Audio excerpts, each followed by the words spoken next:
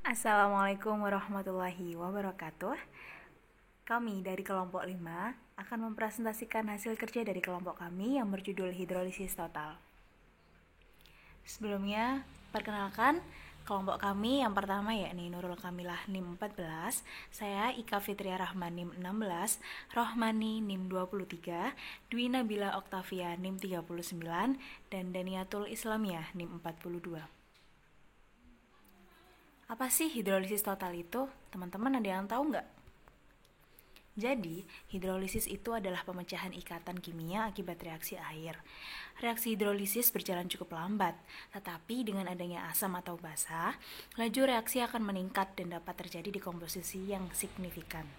Pada hal ini, reaksi hidrolisis itu berjalan dengan lambat, tapi ketika adanya campuran asam atau basa, laju reaksi itu dapat meningkat dan signifikan.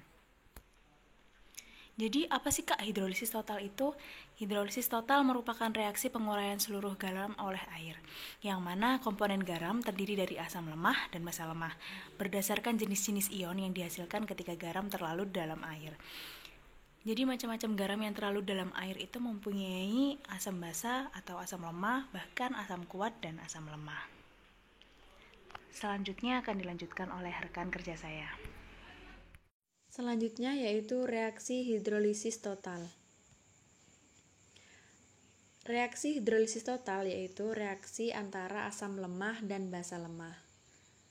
Contoh garam yang mengalami hidrolisis total atau sempurna yaitu garam NH4F. Dan berikut persamaan reaksi senyawa garam NH4F. NH4F sendiri tersusun atas NH4+ dan F-. Ketika NH4+ ditambah H2O akan membentuk NH4OH dan H+. Dan ketika F- ditambahkan H2O, maka akan membentuk HF dan OH-.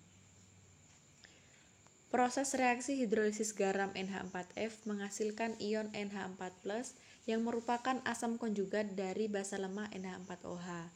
Dan ion F- adalah basa konjugat dari asam lemah HF. Hidrolisis kedua ion tersebut menghasilkan ion H+ dan juga menghasilkan ion OH-. Dengan demikian, larutan garam NH4F mengalami hidrolisis total atau sempurna. Selanjutnya mengenai bagaimana dengan sifat-sifat garam.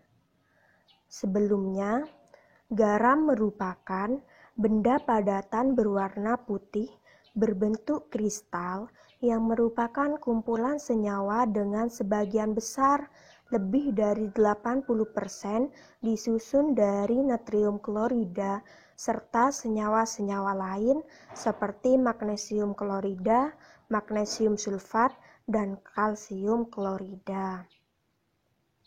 Menurut Suryatin pada tahun 2006 halaman 8, dalam bukunya menyatakan bahwa sifat garam yaitu ada 3.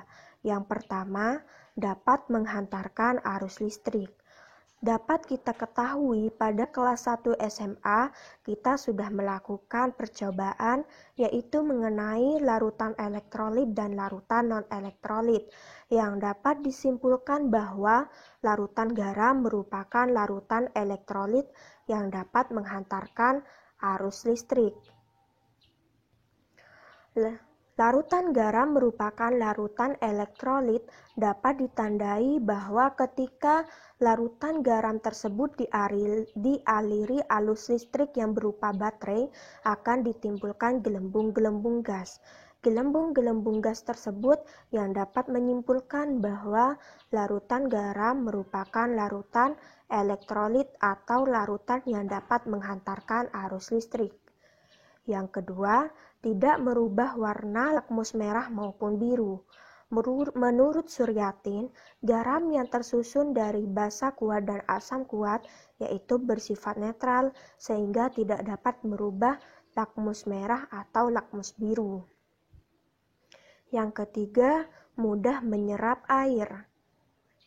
Garam mempunyai sifat karakteristik hidroskopis yang berarti mudah menyerap air. Tingkat kepadatan sebesar 0,8 sampai 0,9 dan titik lebur pada tingkat suhu 801 derajat Celcius. Menurut Muhtaridi dan Justiana, tahun 2007 pada halaman 224 dalam bukunya Sifat Garam tergantung pada jenis basa, asam basa yang menyusun garam tersebut. Yang pertama, apabila garam tersebut tersusun dari asam kuat dan basa kuat, maka garam tersebut akan bersifat netral, sehingga tidak dapat merubah warna lakmus merah ataupun lakmus biru, karena nilai pH-nya bersifat 7. Yang kedua, yaitu apabila sifat garam yang tersusun dari asam kuat dan basa lemah, maka garam tersebut bersifat asam, sehingga dapat merubah lakmus biru menjadi merah dan tidak dapat merubah warna lakmus merah. Begitu pula apabila garam tersusun dari basa kuat dan asam lemah, maka garam tersebut bersifat basa, sehingga dapat merubah warna lakmus merah menjadi biru dan tidak dapat merubah warna lakmus biru. Selanjutnya adalah perhitungan pH pada hidrolisis total, di mana pH pada hidrolisis total ini tidak bergantung terhadap konsentrasi asam basa, tetapi nilai pH-nya ditentukan oleh tinggi rendahnya tetapan asam basa atau yang sering kita ketahui dengan Ka atau Kb. Untuk menghitung nilai pH, kita harus menentukan terlebih dahulu jenis garamnya, dengan catatan apabila Ka sama dengan Kb, maka garam bersifat netral dengan harga pH sama dengan 7.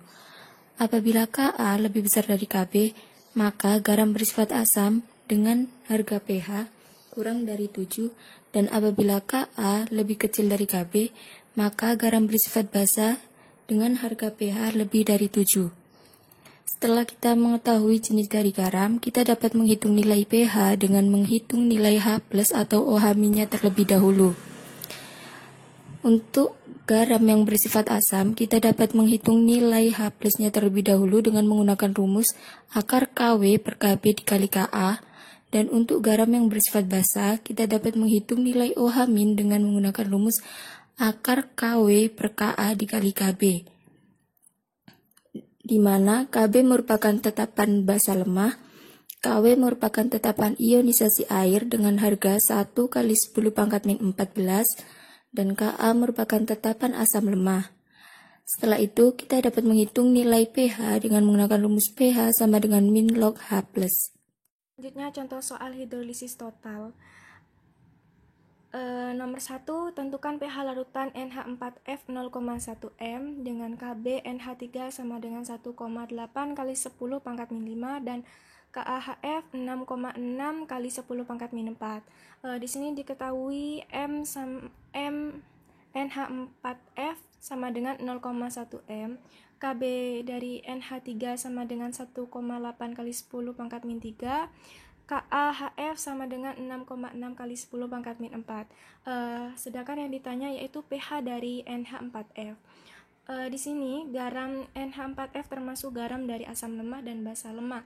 Artinya pH garam ini tidak ditentukan oleh konsentrasi NH4F melainkan dari nilai Ka lebih besar dari Kb. Jadi larutan garam akan bersifat asam dengan pH kurang dari 7. Dan bisa dihitung pH-nya dengan rumus sebagai berikut. H+ sama dengan akar KW per Kb kali Ka. Selanjutnya memasukkan nilai-nilai yang telah diketahui, yaitu akar KW sebesar 1 kali 10 pangkat min 14 dibagi 1,8 kali 10 pangkat min 5 dikali 6,6 kali 10 pangkat min 4, sehingga menghasilkan akar 3,67 kali 10 pangkat min 13 dan menghasilkan nilai 6,05 kali 10 pangkat min 7. Maka pH dirumuskan dengan min log H+ sama dengan min log 6,05 kali 10 pangkat min 7 sama dengan 6,22. Berikut pemaparan materi dari kelompok kami, kurang lebihnya kami mohon maaf. Thank you for your attention. Wassalamualaikum warahmatullahi wabarakatuh.